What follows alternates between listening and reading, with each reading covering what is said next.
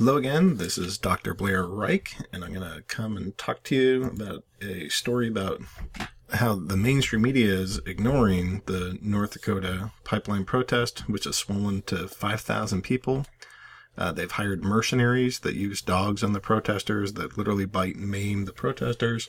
There's militarized police who are mass arresting water protectors.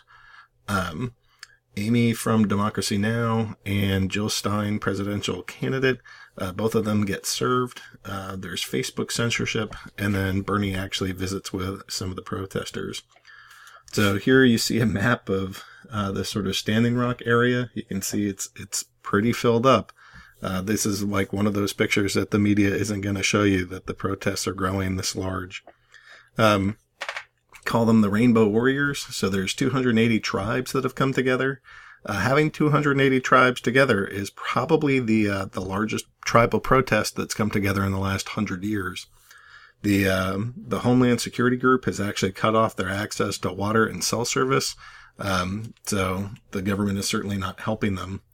The DAPL project, this is the map that's put out by the company that's actually doing this, which is Energy Transfer, or Energy Transfer Partners. It's this, 1,1200 mile pipeline that's going to go from North Dakota all the way down here to sort of southern Illinois.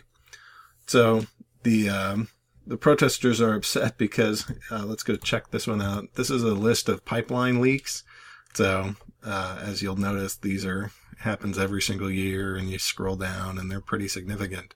So I think the protesters are upset that they don't want the water to be contaminated by, the number of pipeline leaks that happen every single year. And these are obviously just the ones that are in America, but there's certainly a fair number of them. And people are concerned that, the Missouri River and the Mississippi River, where this pipeline is supposed to go under those rivers, they really don't want it leaking in there. So the Standing Rock Tribal Chairman is David Archambault II. He gave an interview on August 24th, and he says, "This is a Dallas-based company making all these decisions. Energy Transfer Partners are deciding what takes place for Dakota Access Pipeline. There's no sensitivity. There's no understanding of what our tribes and what our folks have to deal with for over 100 years.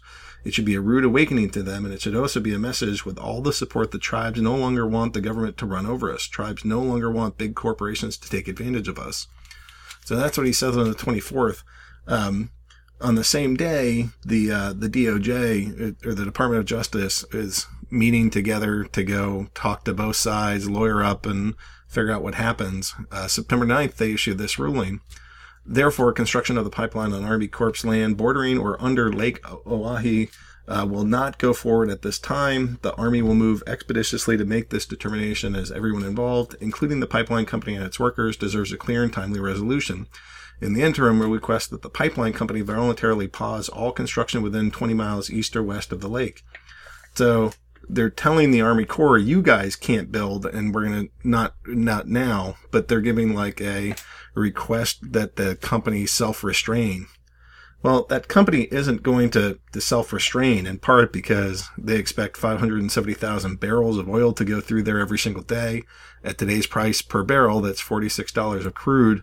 You multiply that by 365 days and you get to $10 billion a year. So that's the reason why they want this thing so badly, is that this is a $10 billion project for them. Okay, so the part of that DOJ announcement was, in recent days, we have seen thousands of demonstrators come together peacefully with support from scores of sovereign tribal governments to exercise their First Amendment rights and to voice heartfelt concerns about the environment and historic sacred sites. It is now incumbent on all of us to develop a path forward that serves the broadest public interest. Well, they couldn't have done, that's what the DOJ says, but the company couldn't have done anything worse than what they actually did, which is to hire G4S. G4S is like a private contracting company that does a lot of security. In fact, they were part of the security detail that was there at the Pulse nightclub, where it was a gay club that got shot up, and that was all G4S personnel that was down there.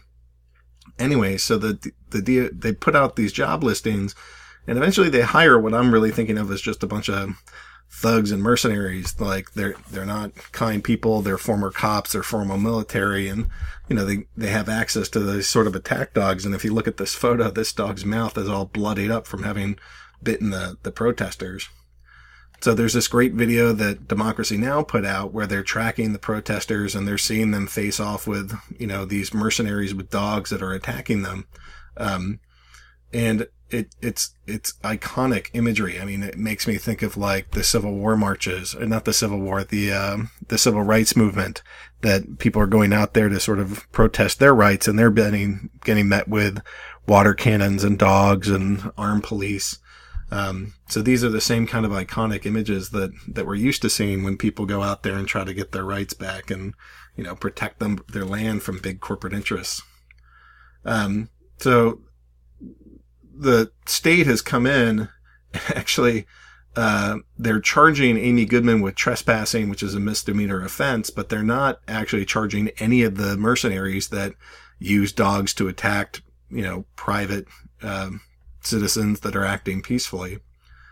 So what the response has been to go after the North Dakota Private Investigation and Security Board. Those are the people that issue the license that allows groups like G4S to operate in North Dakota. And they were handed a petition by 100,000 people. But nothing has come of that of late. It seems like that's just on delay or on hold. Presidential candidate Jill Stein went down there, and she was actually spraying some of the bulldozers, as you can see in that image or that video there. And so they issued an arrest warrant for her.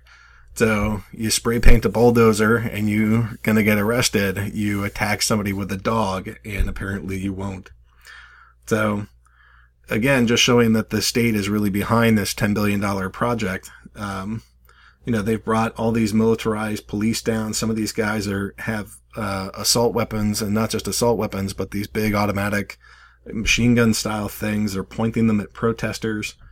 So one of these groups went down there and started filming this. They're called Unicorn Riot, and they were filming this. And here's the live stream of that, where protesters are saying, they're pointing these live guns at us. And they tried to upload the footage, but Facebook blocks it.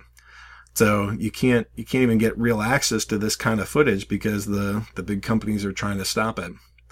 And, it's nice that there are some sort of big name advocates that are going out there. I know Sigourney Weaver was out there, and a couple others, but, here's Bernie. He wasn't actually in the North Dakota. This was like a parallel protest or a solidarity protest up in Washington State, but he's out there sort of rallying with them. So, that's what I know for now. It's worth noting that the protests are working. You're seeing that the price of the stock is going from 41 down to about 36. And for a company with a big market cap like 18 billion, losing 10% of that is a pretty big number. So, as people keep spreading the story, keep sharing this, and keep interfering with what they're doing, it goes a long way.